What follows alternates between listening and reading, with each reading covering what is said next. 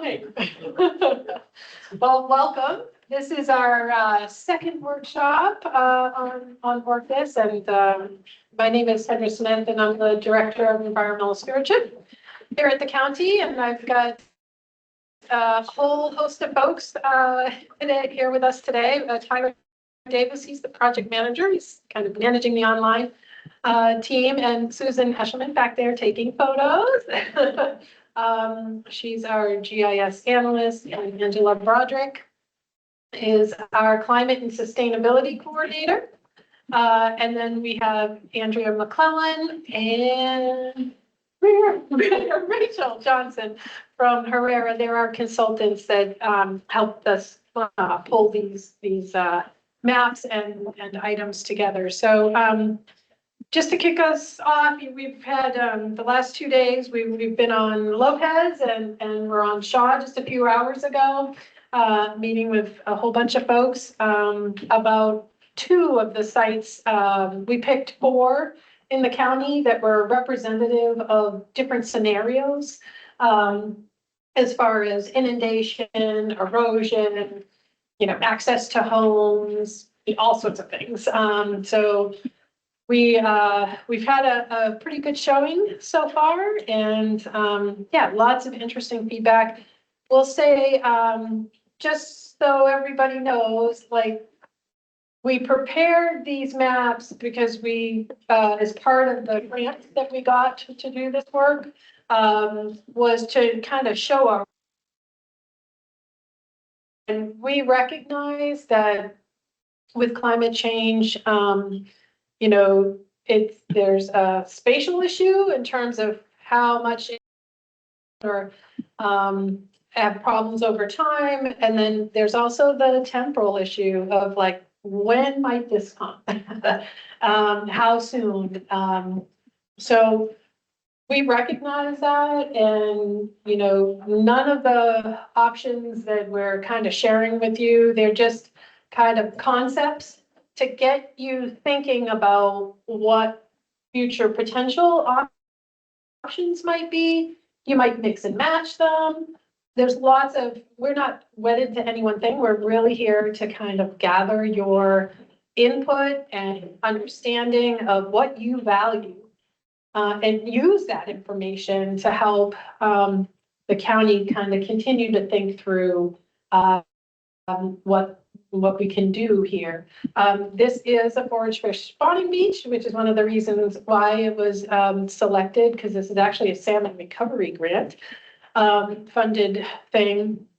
And so, that's an important element. Of course, you've got the creek that comes down here, Crow Valley Creek. So lots of reasons why this site was selected. And yeah, I think we'll just kind of hop into it and get started, and Rachel will explain all the dynamics of what we're going to do tonight. Well, thank you all for joining your Wednesday evening with us. There's some folks attending virtually as well, so Tyler's keeping an eye on that. Yeah, my name is Rachel Johnson. I'm a water resources engineer at Herrera. This is my colleague Andrea, coastal geomorphologist. And so, yeah, we do a lot of work with communities, understanding sea level rise and the changes that we're going to see with that, and talking about adaptation.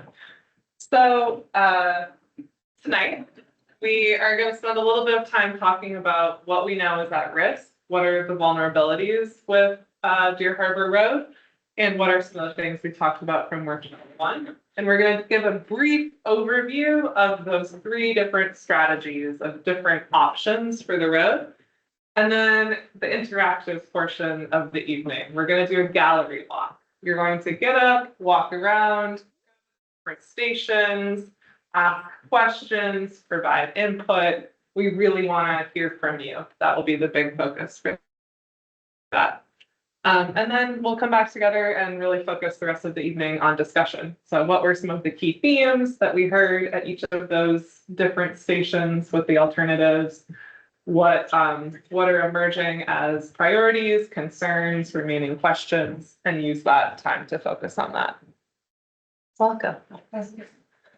So yeah, purpose and goal, really exploring different strategies for adaptation, using this as a representative example. So presenting these conceptual options, gathering your feedback, and using that to support future decision making. And yeah, you're all taking time out of your evenings to spend with us, so you know that these are hard conversations, and just appreciate everyone approaching this with curiosity and a willingness to listen and learn from each other. Okay, so I know some of you were at workshop 1. I'm just curious, show of hands. A couple of you, welcome back, and welcome to everyone who's joining us here. Just a handful of takeaways from that. We talked a lot about sea level rise, the science behind it. You know, the coastline is changing with erosion and increased flooding. King tides start this week, so we know we're going to see higher water levels, and if there's wind or waves, that pushes more on onshore. And sea level rise and erosion are a big concern for roads, utilities, homes across the island. And this is really about sharing information about the changes that have started and the changes we're expecting to see to be able to plan ahead so that we're in a position to be able to make informed decisions rather than just reacting. And, this is a community conversation and responsibility, and there's many different strategies, and each one of those has pros and cons. There's no magic bullet. There's benefits and trade-offs with each of them. And acting early has a lot of benefits. So as Kendra said, we have 4 different roads here across the islands that we've picked as kind of representative case studies or examples. So yeah, Blind Bay on Shaw, Deer Harbor here, False Bay Road on San Juan Island, we'll be there tomorrow night, and then Port Stanley Road on Lopez. And each one of these kind of represents other roads in similar situations. And the 3 strategies that we're looking at are these 3 here. So, and each, as Kendra said, kind of represents a different concept. So the first would be no management. That is, we allow natural processes to continue. We know that there could be continued erosion and flooding, and we kind of let nature take its course. Yeah.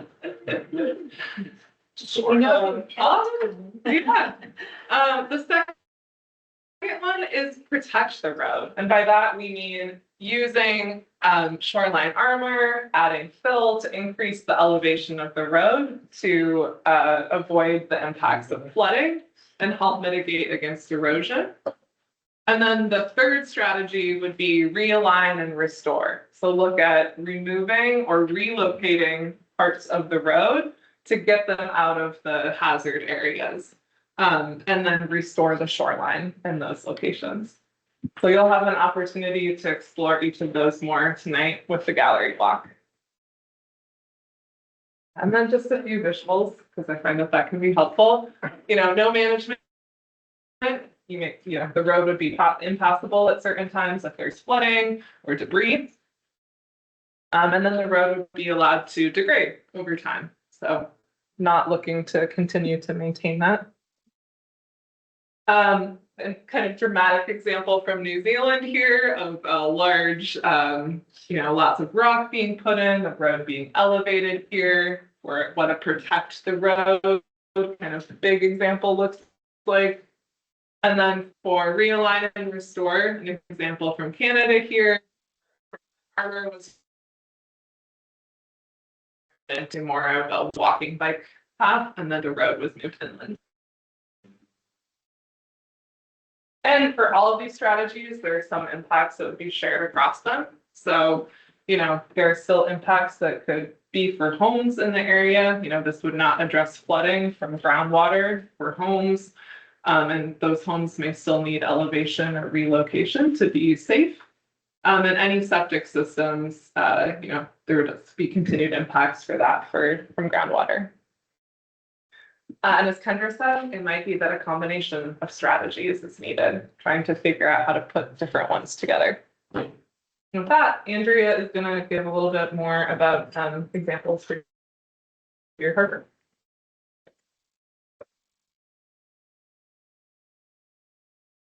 The angle is kind of always awkward for seeing the slides and speaking to you.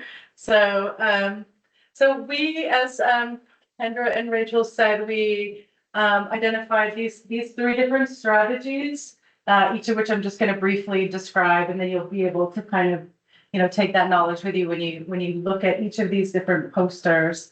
We're hoping that you can provide some feedback on what you like and what you don't like, or maybe bringing some of your local knowledge as our experts here on local conditions and where you've seen, flooding or additional erosional issues that are impacts of sea level rise, just the change that's occurring on the shoreline, changing conditions. But here in Deer Harbor, one of the main issues is the vulnerability to erosion along the bank directly waterward of where we are right now. Yes, pardon me as I get oriented. And here you can see this area where the revetment has failed numerous times, and recently it's been rebuilt, but this is kind of going to be a persistent issue. And obviously there's a number of major kind of constraints and important resources directly landward of this area. So we have erosional risks right here, but further to the east, we have more areas that are vulnerable to flooding, particularly during high water events that will be occurring with greater frequency over time as sea level rise accelerates. So the road is likely to be overtopped, and eventually that will affect the access to the road, and with it there is likely to be habitat degradation along the beaches. The beaches will narrow, particularly when there's armor landward of it, because that intertidal gets squeezed over time. It's kind of commonly referred to as the coastal squeeze, where you have a static shoreline against the incoming sea level rise. And obviously, there are also utilities along the road corridor that can also be affected from both the erosion and flooding. This is a map showing the outputs of a recent sea level rise vulnerability assessment that was conducted by some consultants working for the county, and it kind of demonstrates the kind of the spatial extent of these different hazard zones. The areas shown in kind of bright yellow and green are areas that are vulnerable to erosion, with that first most waterward band of yellow being areas vulnerable to erosion between now and 2050, and areas, by 2100 that are going to be vulnerable to erosion are shown in the green. Then you have a different color gradient for areas that are vulnerable to coastal flooding. What's vulnerable now is the area that is mapped with cross-hatching, kind of those diagonal lines in blue. Those are areas within the existing 100-year flood zone. That's the FEMA 100-year flood, which these elevations are being reached with greater and greater frequency in current conditions due to sea level rise and our changing climates. We have, more frequent low pressure systems coming through, adding storm surge on top of our high tides, leading to kind of record breaking high water events like we saw, December 27, 2022, right? Where we exceeded all of the local tide gauge records in the region. These events are just happening with greater frequency and will continue to do so in the future. So beyond that blue hatching area, there is a little bit of a deeper blue, and then those are the areas in which the flooding is likely to expand with roughly 2 feet of sea level rise, which is expected to occur between now and 2050, and then beyond 2050, 2 feet. 24 inches. Yes. Yes, and that's modeled from 20 or from was it 2? It's a 19-year tidal datum, kind of, Oh, so right. like roughly since 2000. So some of that rise we've already seen in the past 25 years. Yeah. Yeah.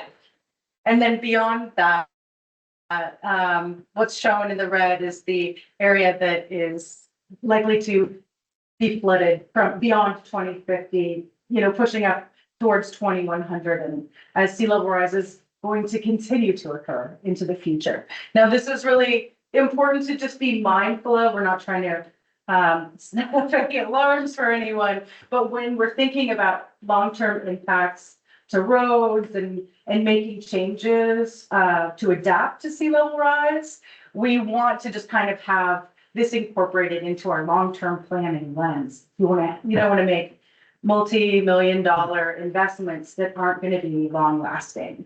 I think it's important to think of these like Kendra described, these as generational projects, because they're going to be lasting for potentially 100 years and should be, incorporating that longer term vision.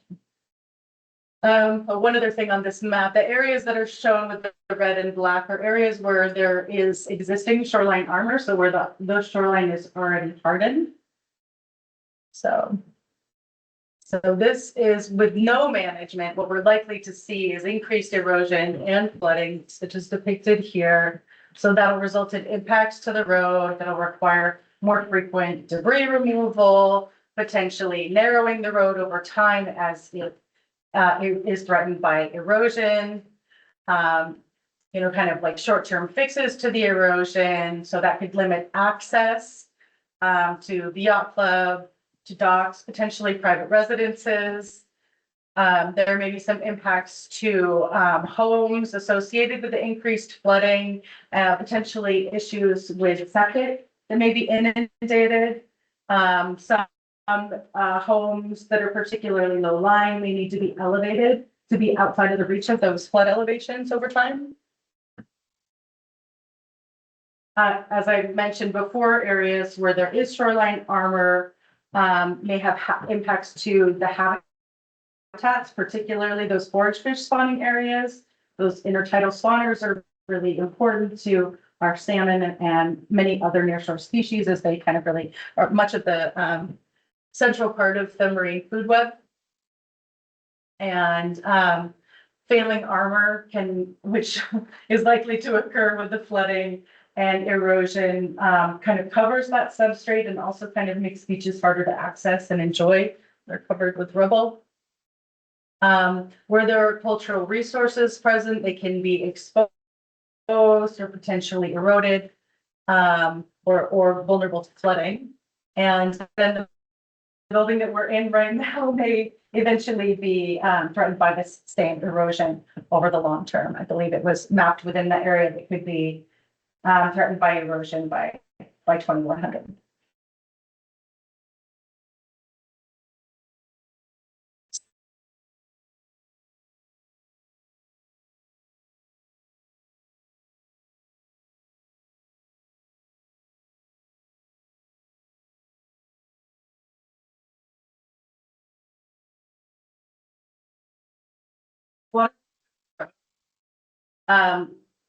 Which we had recommended installing sheet pile, as it has a narrower footprint and could sustain over time, and as well as elevating the road and armoring along the eastern portion of the road. I'm trying to look for a pointer, but I don't think I can get one there. This is a profile of what that would look like. You can see that addition of new and repaired shoreline armor, waterward of the road. This is a pretty expensive strategy, and it may be difficult to implement in some areas. There may be impacts to some homes. The docks and driveways, when you have an elevated road, will have to be raised as well to meet that new road elevation. And there would be impacts to the beaches that are waterward of shoreline armor.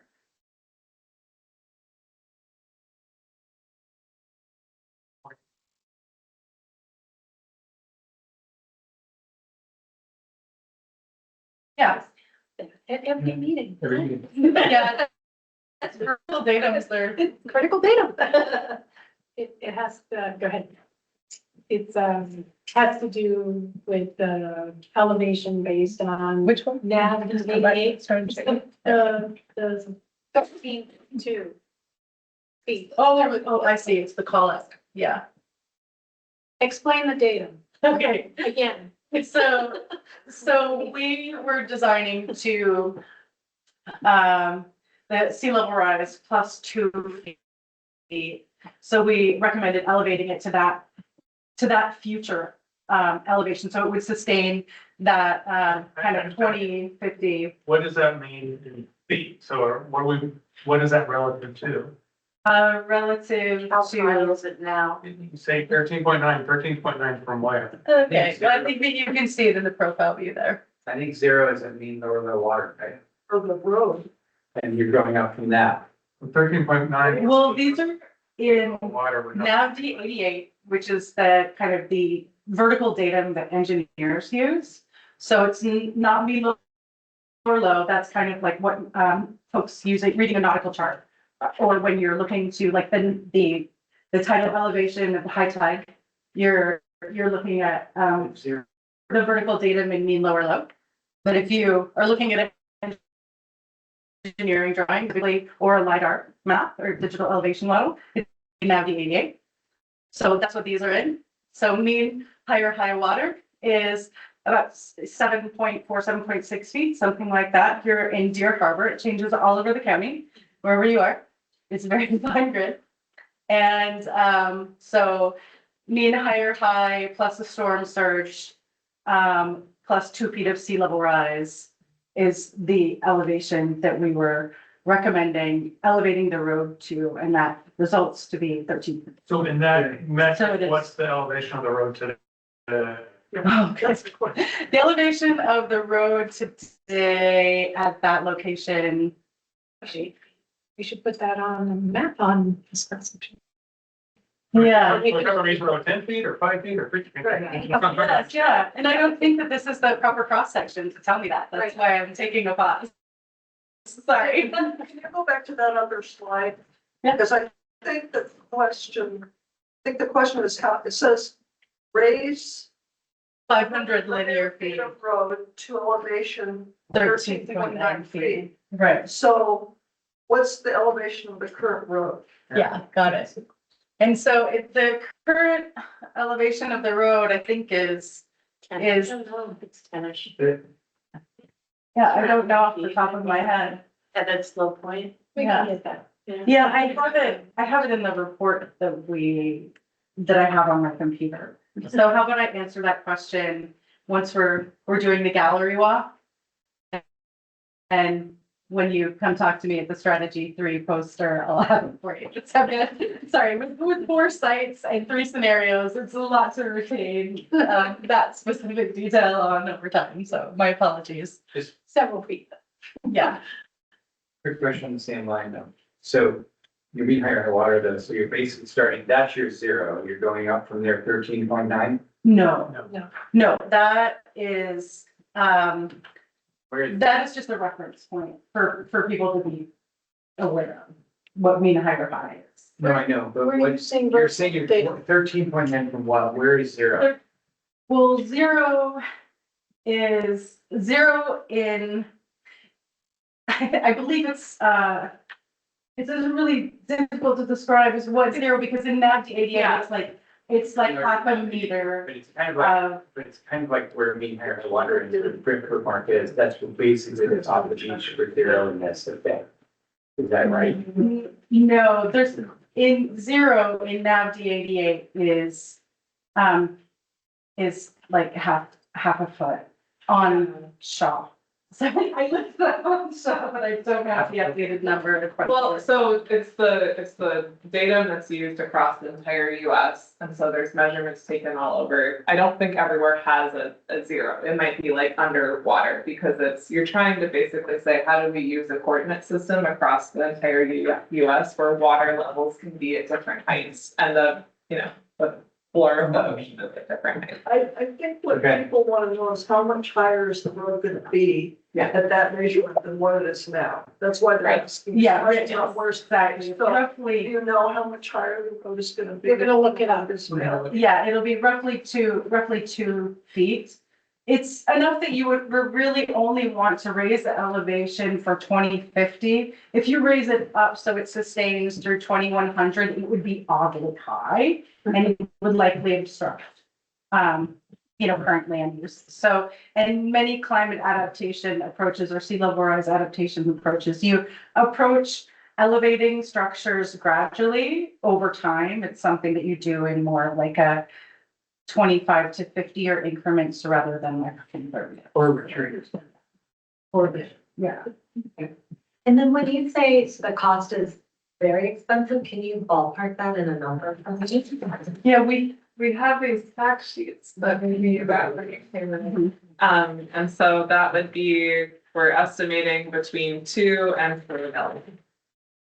and I think it's important to be mindful of what's not included in these cost estimates. We did not include the cost of purchasing right-of-ways, purchasing new right-of-way. So if there was a road realignment project associated with it, those property obtaining the properties for the new right-of-way are not included in these cost estimates, nor are kind of elevating homes or relocating septic, other kind of adaptation efforts that would need to occur on private properties. So there's some assumptions and limitations in the cost estimates. Is the current road built on fill?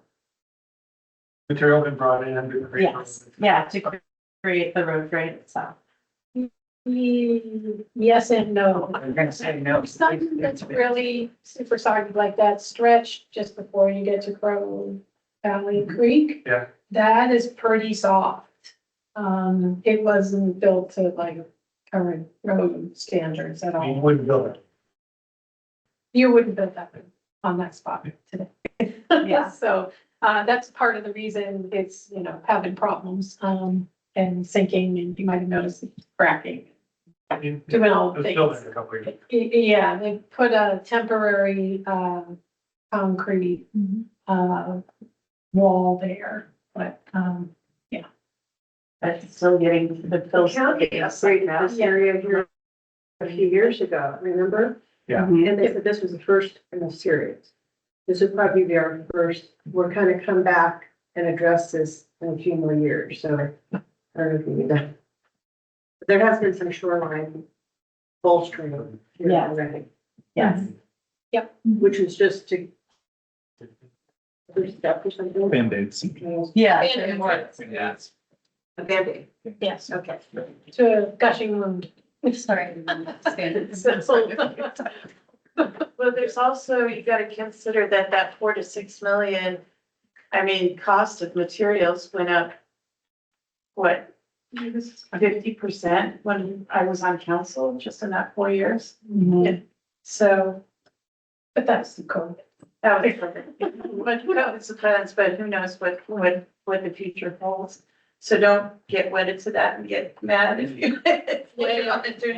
And we don't know where also I would think, I don't know, do you guys even know where that money would come from? Conceptual level cost estimates. Based on, because we didn't want to spend a lot of energy on that,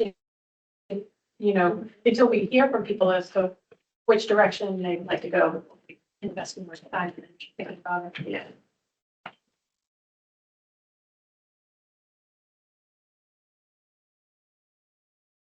So strategy 3 is focused on realignment and restoration. So what if we were to completely rethink this area and try and optimize natural processes and do restoration where it is feasible to do so within a certain number of existing constraints? And what we suggested here is working with the stewardship department, and I can't point.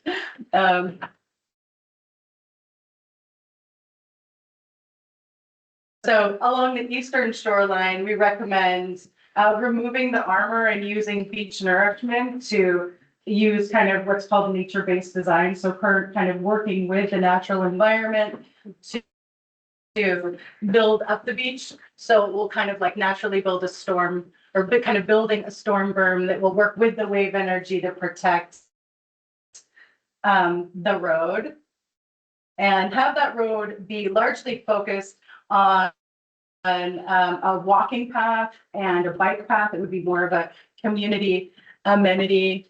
And over time, the bridge would become more focused on recreational access rather than the major transportation corridor that it is today. And as you move further west, the road would be closed and kind of like removed. The surface would be removed. This area where Rachel's pointing to, this area displayed in black and red, stripe with the black and red stripe line, the road surface could be removed and that area could be planted. And again, this area would be focused more on recreational use of the shoreline, and the access to homes would be redirected via either Pro Valley Road further to the west and then Boddington Lane.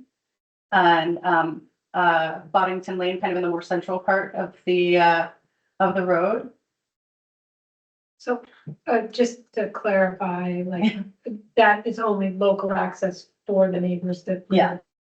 Here, same thing, Peyton Lane, like, there's a bunch of folks that live up above there that have to come through Deer Harbor to get to those roads, to get where they need to go. If there was, some other agreement, some other ways around, if this section of road, were to be, closed at some point in the future, that's the fundamental question. Everybody needs to be able to get home. Right. So, like, if that all got sorted out, then you could look at another, an approach here, that would limit that. So that said, for people who live like over near Deer Harbor, you're gonna have to, you'd have to drive 6 extra minutes around. You'd have to go out to Northstone Lane and then back down and around, because there wouldn't be a throughway through here. If that was the decision of the community. So just want to be clear on what that, and so we're showing you all the different extremes, right? Ones that armor the road, hold it in place, keep it as it is. Don't manage it, wait for it to fall apart, or do something on the other end of the spectrum that really adjusts to the use here. So those are all the concepts. Yeah, and the docks could remain, they would just need to have kind of a revised footing to work with the bank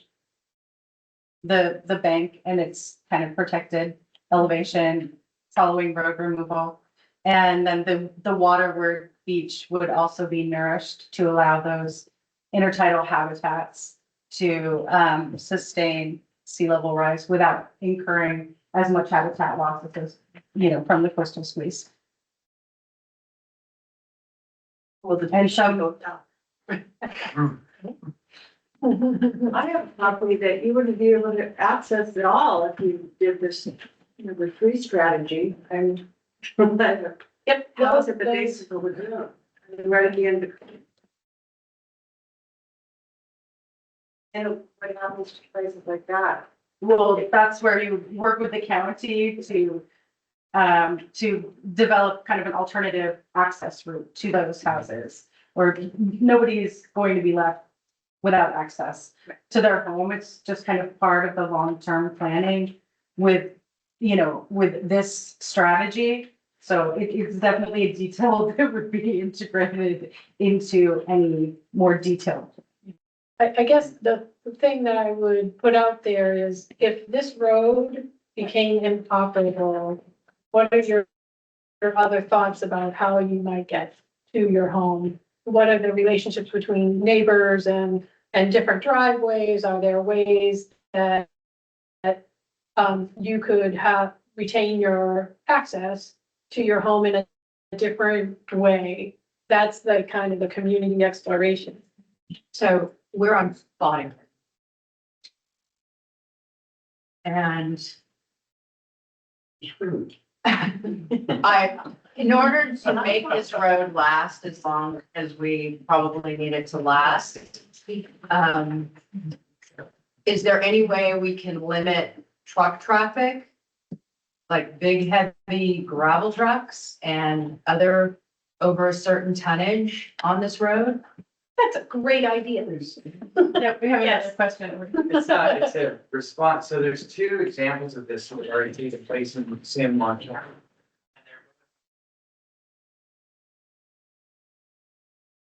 An old abandoned road in front of Ship Bay, which was fully abandoned. That's the old county road. And if you're standing at the restaurant, you walk towards the bluff, there's asphalt.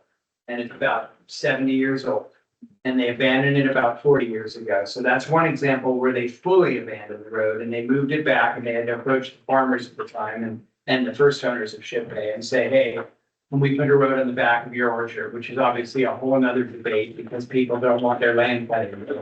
The other example, which I think is more prevalent and more appropriate for this, is the old Deer Harbor Road in Deer Harbor. So where the Hennigsons are. So if you go out past the marina and you're heading up the hill and the road turns and goes down into the valley, there's a walkway there that now all of us in Deer Harbor love. That walkway used to be Deer Harbor Road. And what they did for the 4 houses that were on that road that, to your point, and a couple of your point, didn't have access, they said, let's make sure you still have access. Let's make it like a 5-mile-an-hour road. And for that first section, you get to drive in because you live there, but everybody else, it's a walkway. And so it actually, I wouldn't say what you're thinking, but when I think of that scenario, like Bob and Phyllis Henningson's house became a dream because now there was no more road in front of their house.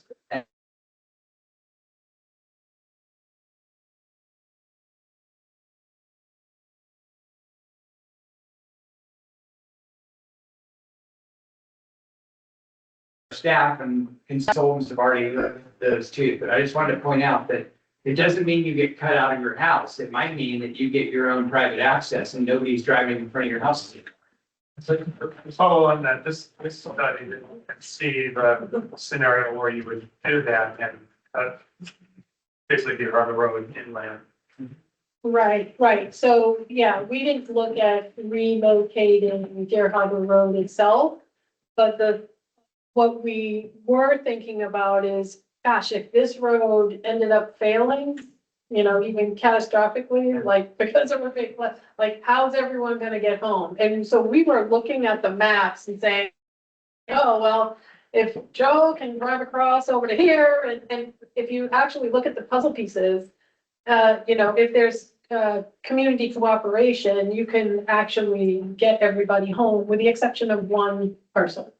And so there are ways to pull it off, and we'd have to really sort out something for that one last parcel. But the notion that we would build another parallel road to Deer Harbor, knowing that Nordstrom is only a few minutes away and is able to handle that traffic and then pick up onto Orcas Road that's been built up now is probably the most cost-effective solution we can have, because crossing, we looked at other spots, the ability to cross Crow Valley Creek between here and there is not good.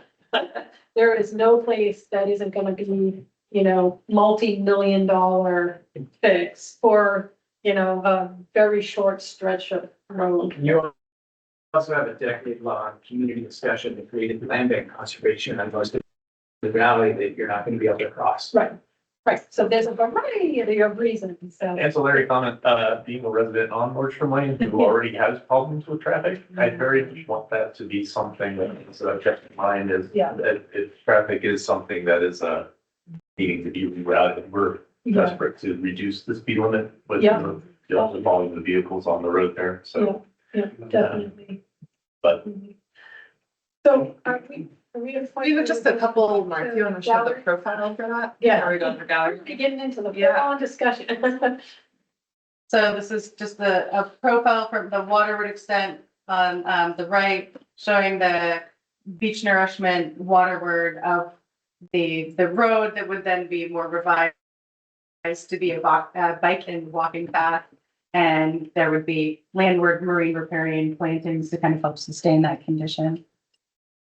Question, sorry, Mhm. just, all for balancing a human need with environmental need. But I am kind of curious, how many, where else is there, worthy effort to be put towards, sort of preserving or reestablishing this sort of intertidal habitat? I'm just, from the standpoint of a lot of effort to do that here, where it's perhaps either at risk or already deteriorating, or just trying to weigh the, I sort of see your proposal here as sort of, you know, a human first, let's save the utility of the road for the people, no major change for your human beings, and that's awesome. Or there's this third plan, which is really trying to find a balance of meeting some utility, but really putting a lot of effort towards a habitat restoration too. And I'm just curious to try to just be able to weigh the pros and cons of that. Are there other places that are just as viable to be able to put that investment into the habitat without compromising perhaps utility to the human side of the image? Does that make sense? So are there, I think, There are other locations where we have been doing, forage fish restoration. But, you know, there's not that many, locations where you have kind of this unique characteristic of the freshwater system coming in, a very large freshwater system coming down, pouring in there Right. in that forage fish zone. So we are working at various locations. You know, every site is different and it's just a matter of weighing those. And like, we're not wedded to any one solution here.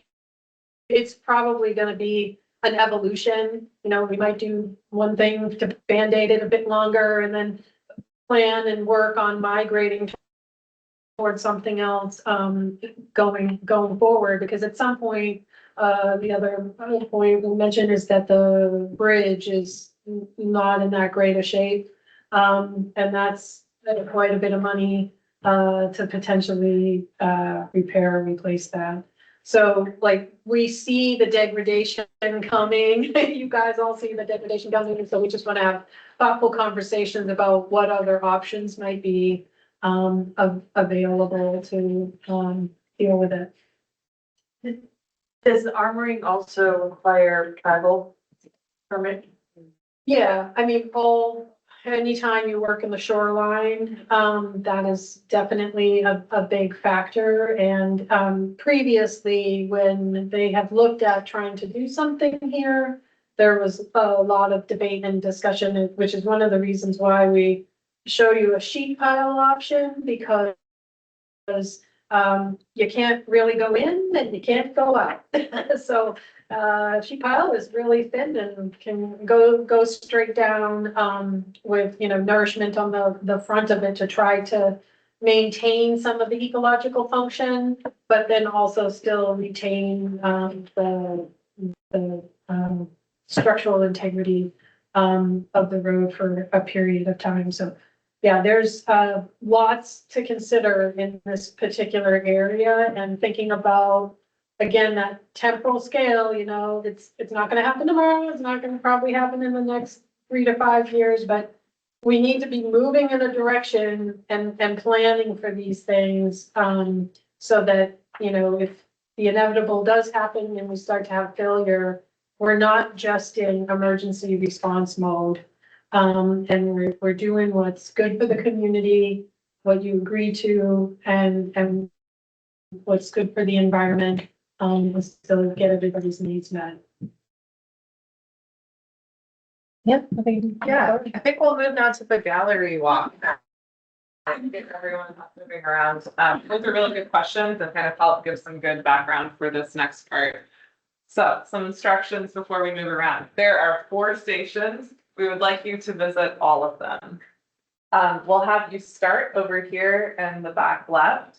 That is a station where we have highlighted 6 different values, that are things that you might hold. So access and connectivity environmental and habitat health, cultural and community heritage, cost and feasibility, resilience and longevity, and natural character and aesthetics. So as you think about what makes sense for Deer Harbor Road, what makes sense for your community, each of you might hold a different combination of these values. They're all important, but we're curious to hear from you, kind of what you see as most important to you.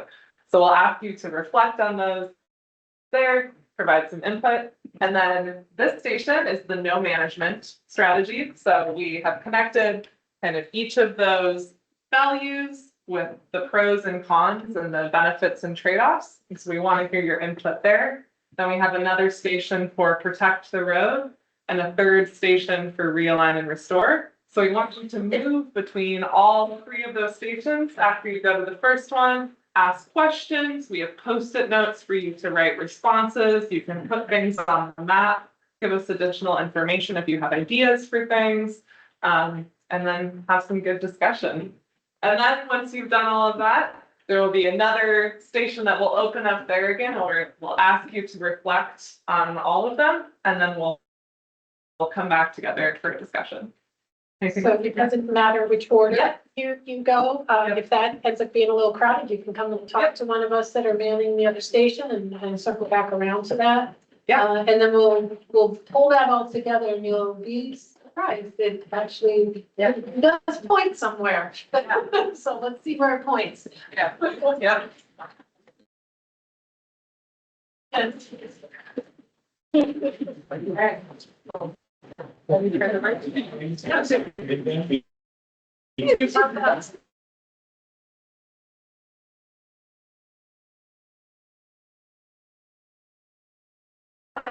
You know, to get.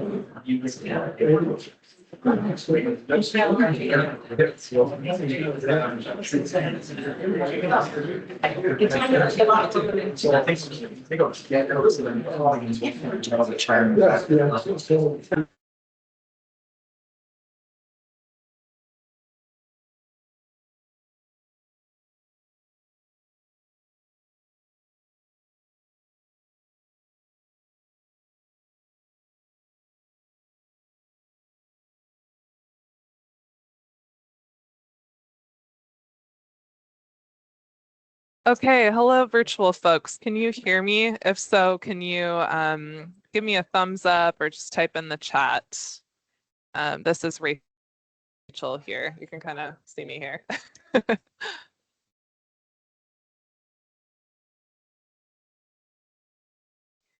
Thank you, Jay. Thank you, Janet. Appreciate that. Please just type in the chat if you can't hear me.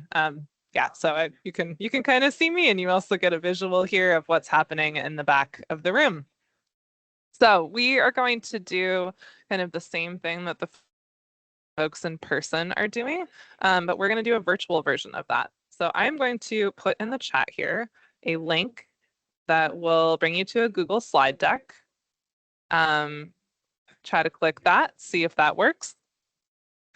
And I'm going to just share my screen here for you all to be able to see that as well.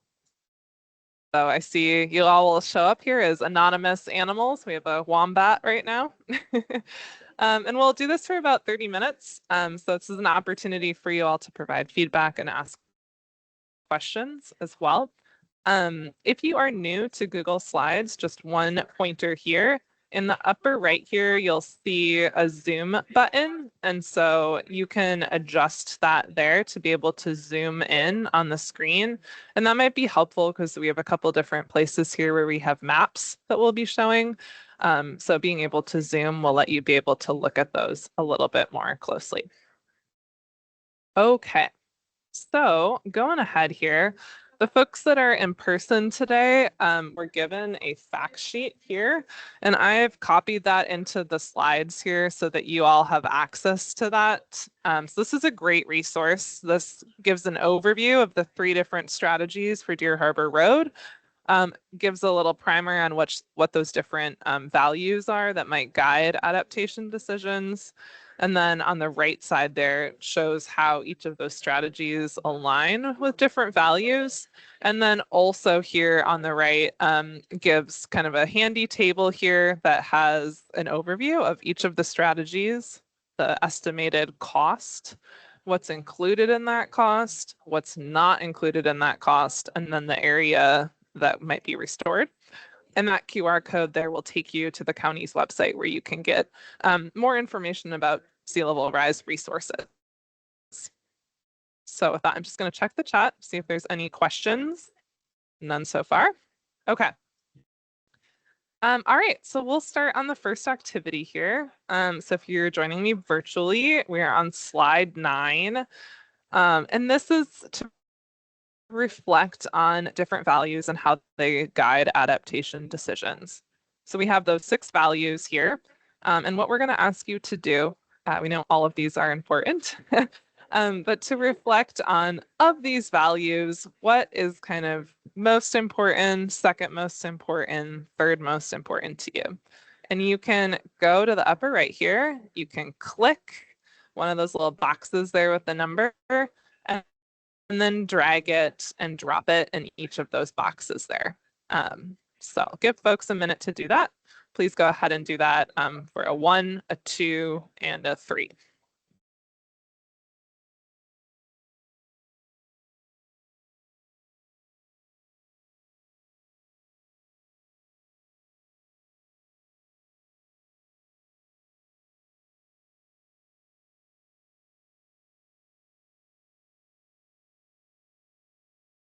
I see folks in there. If you've got any tech issues or questions, you can also type those in the chat and I'll do my best to answer those.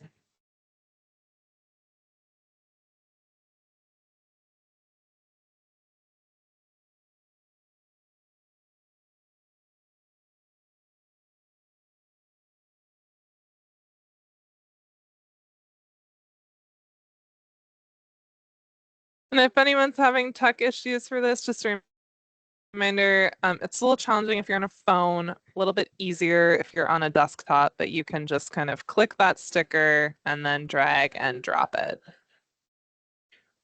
Oop.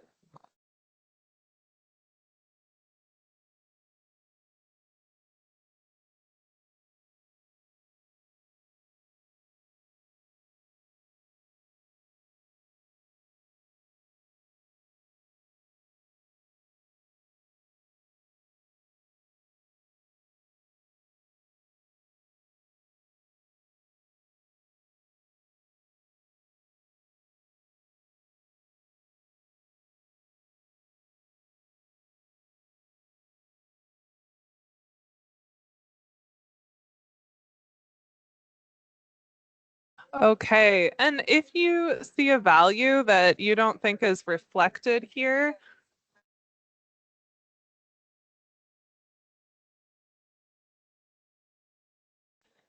and if you, apologies, I just got an in-person question there. So if there's a value that you don't see reflected here, you can go to slide 10 here, and we invite you to type in if you have another one that you don't feel like is reflected in slide 9.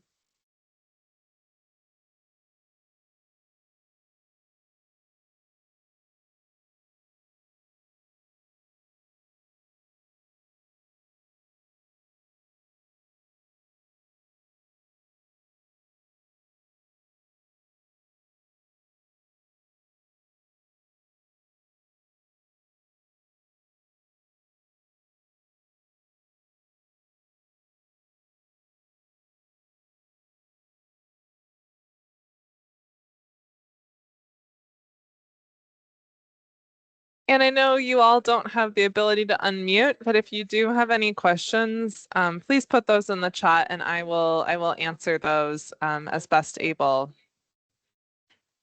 All right. Yeah, thanks, Jay. Thanks for being here.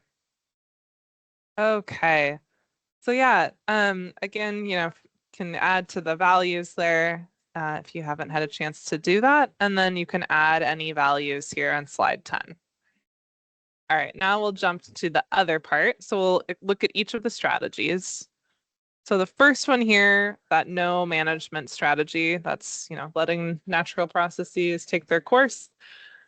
You can, again, use the zoom in the upper right here to be able to zoom in closer if you want to take a closer look there. Slide 13 here. So the folks in person have boards that has this information on there. So this looks at those 6 different values and how well they align with this strategy.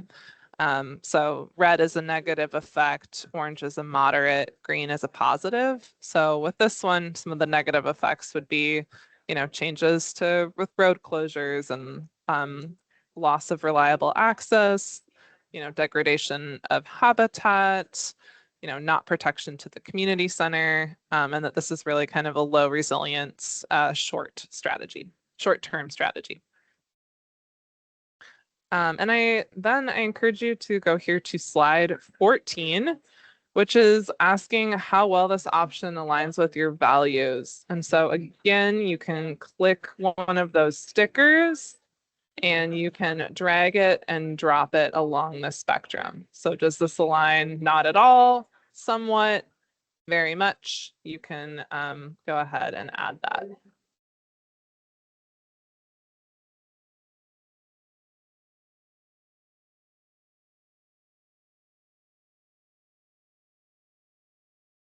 If you've got any questions, let me know.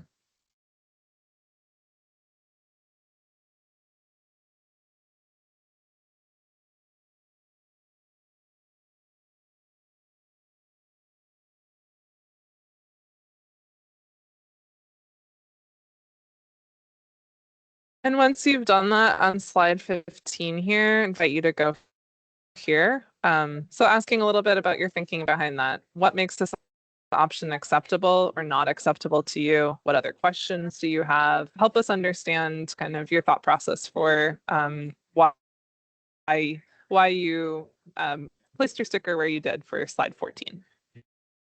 I'm going to just leave us here. I'm going to check in with the in-person group and I'll be back in a minute.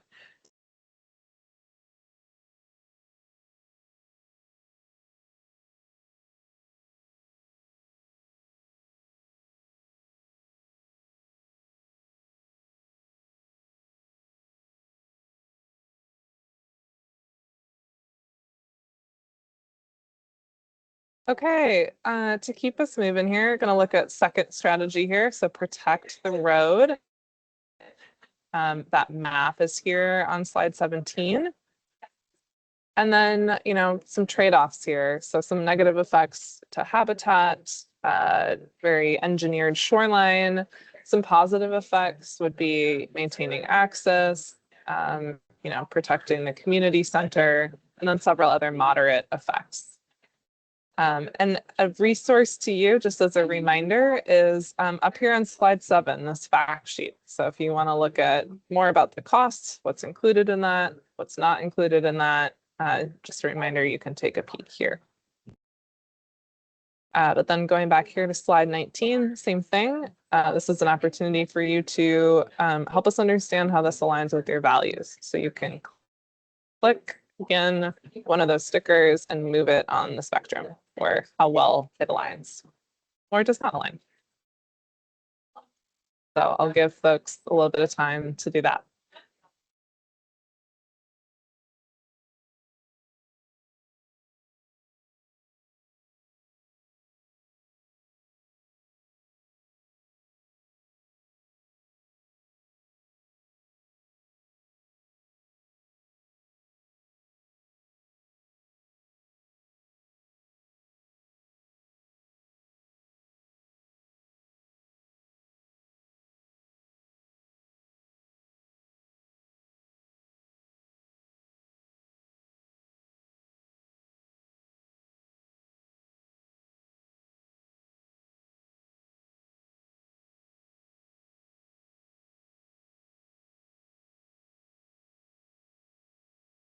Janet, sorry to hear you got kicked out. I will try dropping that in the chat again. Let me know if you have any issues with accessing that slide deck.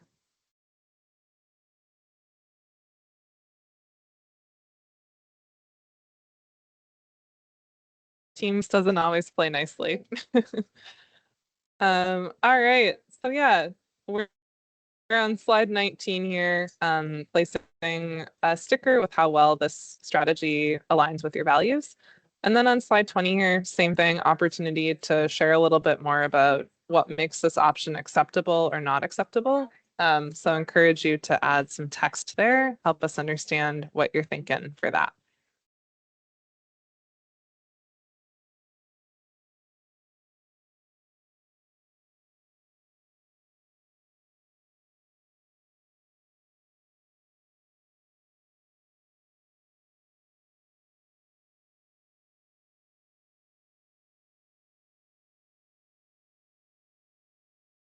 Okay, and then last one, strategy 3 here, realign and restore. Can take a look at that map. Some negative effects with this one, cost. It doesn't include cost for potential property acquisition or dock retrofits or building retrofits, revising access to properties. Some positives, added habitat, maintain the community center, access, a long-term strategy. So again, opportunity to reflect here on slide 24. You can select a sticker, drag and drop it to where it aligns with your values on that spectrum. And then on slide 25, an opportunity here to add some comments about what makes this acceptable or unacceptable to you. So opportunity to do that. So I'll give you all a little bit of time for that. Welcome, Lisa. I will drop the slide deck in the chat. We are using Google Slides here for a virtual interaction part of the workshop. The folks who are in person right now are walking around to different poster stations, and we are recreating that virtually. So, yeah, again, slide 24 and 25, opportunity to provide input on strategy 3.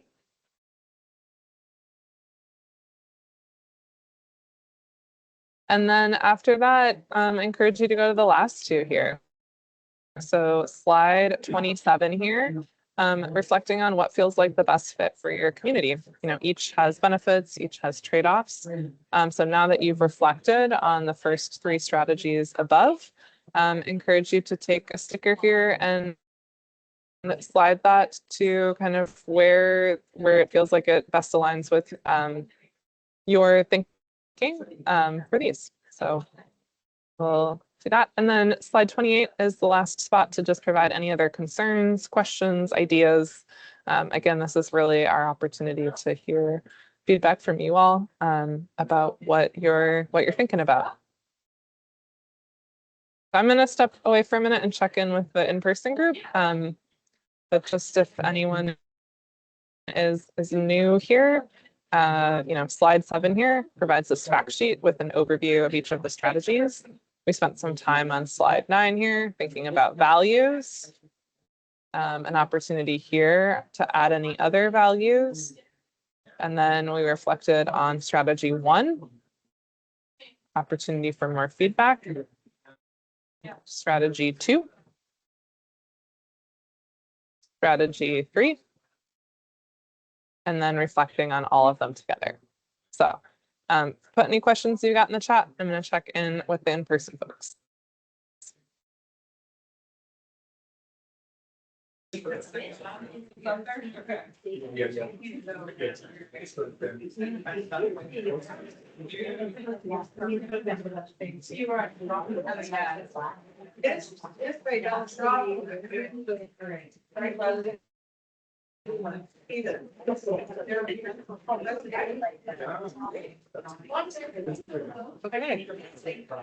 We're back on. No.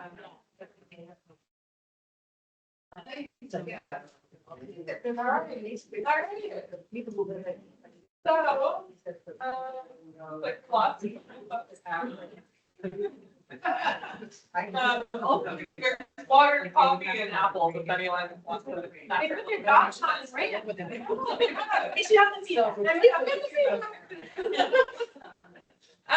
Yeah, well, to recap, I'm curious to hear what some of the conversations were at each station. So for the first one, for values, Angela, Susan, any interesting conversations there? Yeah, you know, now that we've done a few of these, it's been interesting to kind of watch how each island and each site, the values end up fluctuating. And this one kind of actually runs right in the middle of what we saw in the present shot. The access and connectivity ended up getting a fair amount of attention, and my sense from a couple conversations I've had is that some of that was connected to the idea of how, if and how traffic may or may not be routed through other areas. And then, of course, we saw environment and habitat health being a pretty strong, along with resilience and longevity, and that natural character and status. And that's something that proves to be pretty consistent with other types of surveys we've done in the county, similar types of things. It's interesting to know that, I guess I noticed with all of these conversations that they're like underlying values within all of these values that aren't necessarily like brought to the program, but are important and interesting to kind of piece out parts of that. So it might be like worthwhile future to like add some of these sub values. Like, so I guess an example would be like access and connectivity, the value within that could be convenience, like convenience is an important value for me, or like independence is an important value for me. Those I think can kind of influence some of these things. Yeah. Thank you. Okay, and then no management, Tyler, I think that was you. What were Yeah. takeaways there?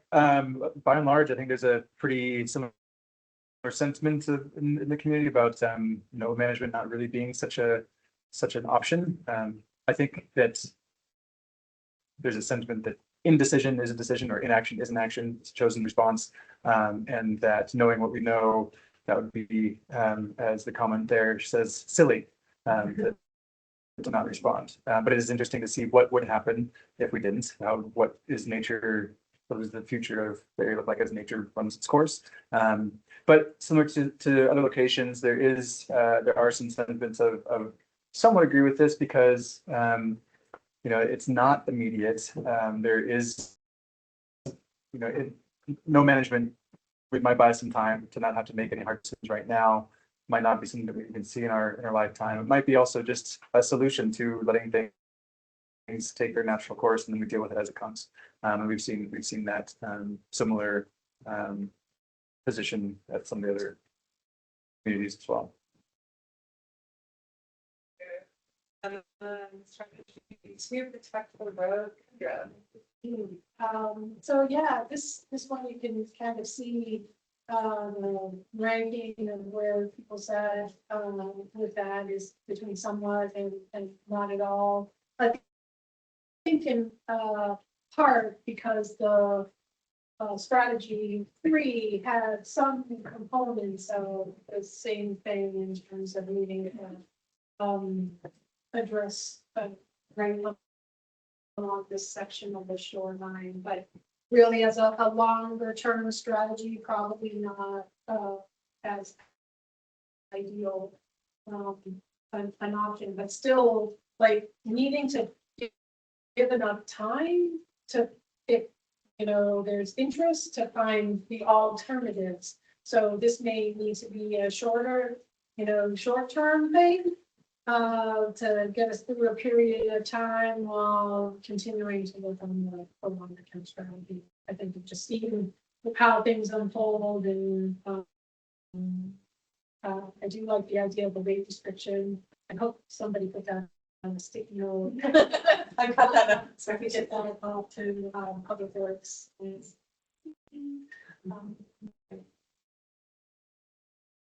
Yeah, and then Andrea, what about for realigning the store? Well, I'm not certain of where the weight restriction needs to be applied to which one. If the road is closed and in strategy 3, maybe it needs to be applied to yours. But there was the limiting truck traffic with a weight limit with a camera for enforcement too. To kind of capture and fine the trucks that are beyond that weight limit. But there was generally support for strategy 3, people seem to, like the benefits for habitat, relative to the minimal drive around that would be required and, kind of the long-term benefits of it, though obviously the complexities of local access would need to be worked out with all of the local community members. Some are relatively simple from our conversations, but a couple of them are more complicated. And, those houses may require elevating as well. So some kind of additional complexities associated with adaptation on those properties. There was also concern about the additional traffic on Nordstrom's Lane being a concern and how difficult it would be to actually implement and get tribal approval for, even though the benefits are great and it has that kind of long-lasting vision, it would be hard to implement from a permitting perspective. Yeah, and then I think some people did the last one there, just to Tyler's right, which was you have this Venn diagram that asks you to think about all 3 strategies and kind of where between all those 3 where you feel most aligned. So if you haven't had a chance to do that, you can do that before you leave. But yeah, it's moving for you, for Angela, you're chatting with folks. Any takeaways for that one? Okay, great. Well, yeah, now then, this, community discussion, reflections on this, any questions, other things that, y'all want to talk about. A question for that hydrologist. Do any of these strategies affect the fresh water supply of the community? No, not really, not the quantity. No saltwater intrusions, if we're thinking of 2 wells.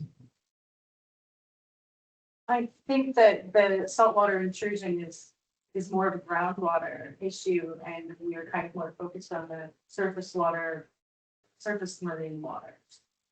And it's difficult to mitigate saltwater intrusion if it's happening. I think there's a lot of monitoring going on from it. Yeah, I mean, we'll have to check well locations. The road or no road has, that's not gonna change the dynamics of whether or not we have saltwater intrusion. When we're looking at it like over on Lopez, on Stanley site as an example, where they're on the lagoon, there's water coming in from both sides. There are different scenarios where they have a lot of sea encroachment. In this case, it's a little bit tighter. That it's a narrow band of where, and then just coming up at the upper part of the estuary. And that's just naturally going to happen. So, there may be people that encounter that, but that really will have nothing to do with the road dynamics. In that situation. Yeah. I'm curious as what your next steps are and kind of like, because this is very high level. And so how do you have to get down to it? Yeah. So, I'm gonna look at them. Tip. I can't remember if this is like, many sites. So, I will need to get back to you as to whether or not this is on the transportation improvement plan. It's on what we call the kind of short list of we know it's red flagged. We know there's a problem here. It's not anything that's an emergency level situation yet, but we're keeping an eye on it and check it pretty much every time we're over here, and time I'm over here, and time Colin's over here. We're like sticking a thing in and checking to see what's going on and keeping an eye on it. But we're gonna take this information back, summarize it. We'll probably make a presentation to council and talk about like where the community landed on these different things, and then continue the dialogue with public works to strategize about, okay, you know, this is kind of the direction folks are looking at, you know, wanting to go.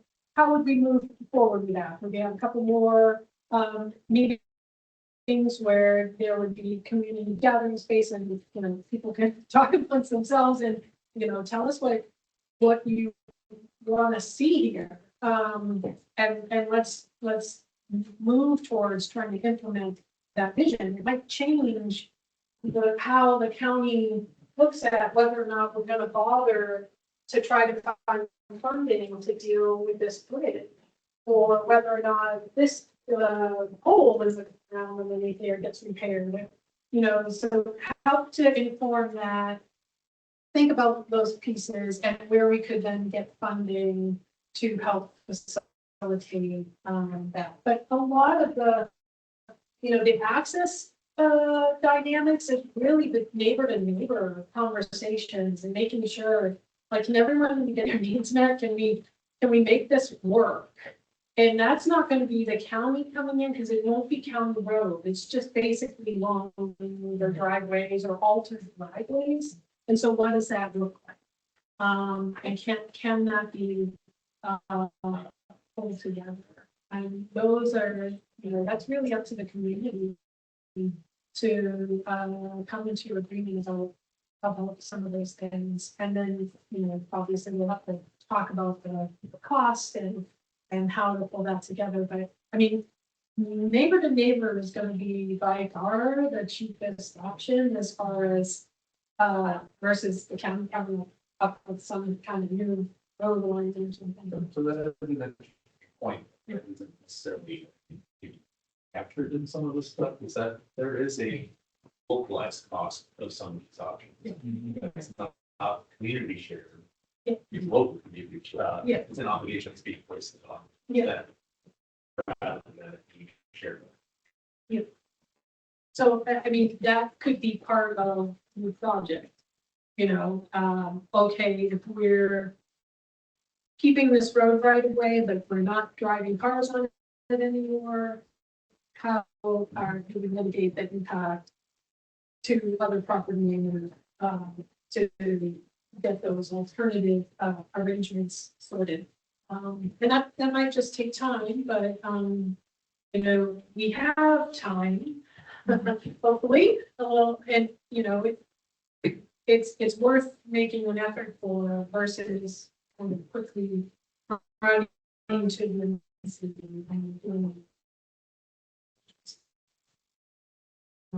so hoping to get out of that and continue that dialogue and maybe move forward. But we're not suggesting like if it's going to be done tomorrow or next week. A slow, steady progress. But, you know, if there's real strong interest to move, I mean, if the community moves on it quicker, we will probably come along. Where we really struggle to move the needle on some of these kind of road projects is when the community is resistant to a solution.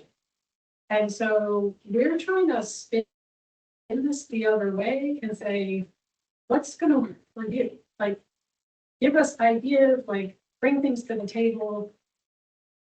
It's your community, it's your open access. What's going to work here? And then we'll try our best to implement that. I think that's probably a more sustainable way to go about this. I can tell you, we have a site over at Agate Beach. It's been 20 years ago for reading of that. So then, and you know, still not a great answer. That is gonna probably end up going in there because a certain number of homes need to have access and also access to public housing. You know, that's an example of the government leading versus the community leading. And I guess I'm looking for us to, you know, be part of the discussion and help facilitate and bring folks together, but really looking towards the community to me as to what vision you have for the future in this pocket of the world. And let's try and go on with that and see if we can get it done, you know, a little more rapidly and maybe with a better design and better outcome than we like. You know.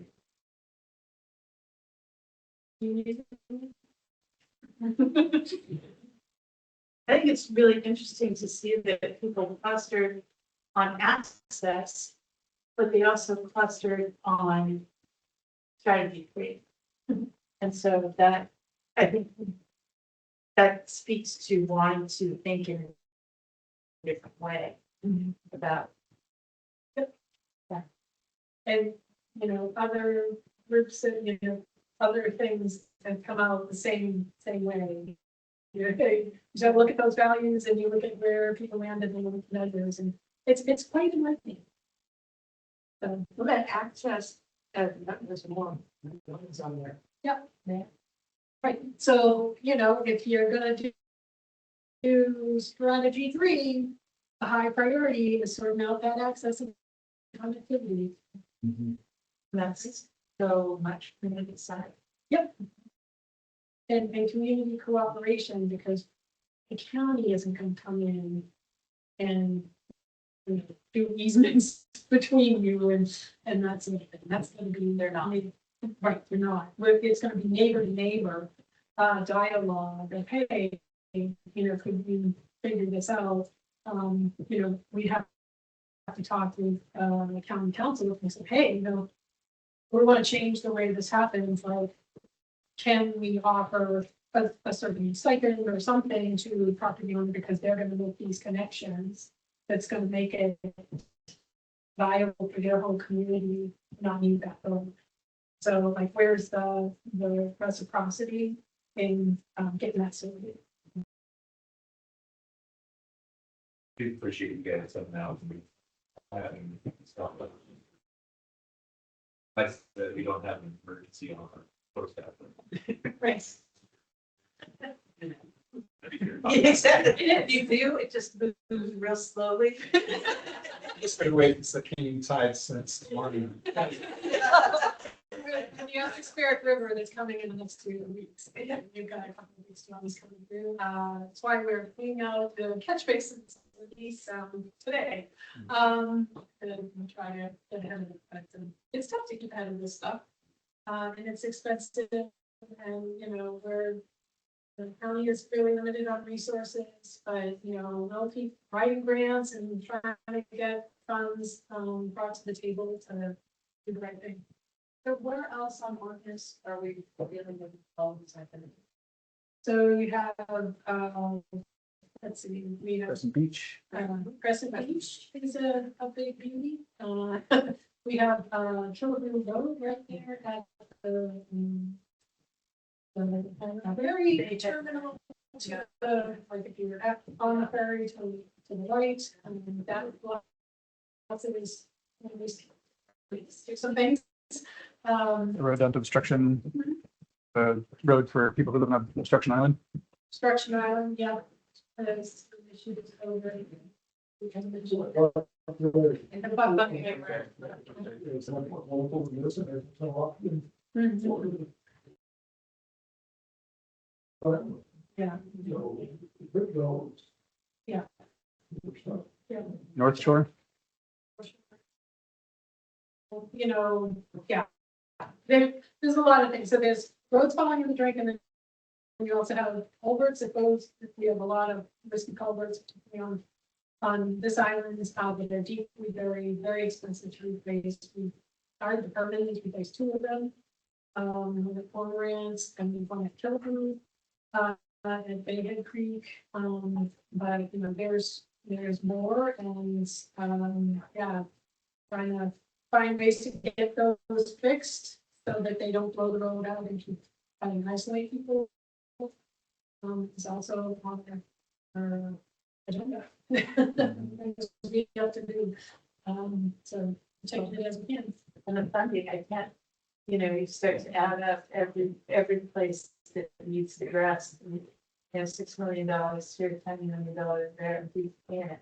Right, so, yeah, in the case of the two culverts that we replaced that had to be fish passable, those totaled almost $3 million.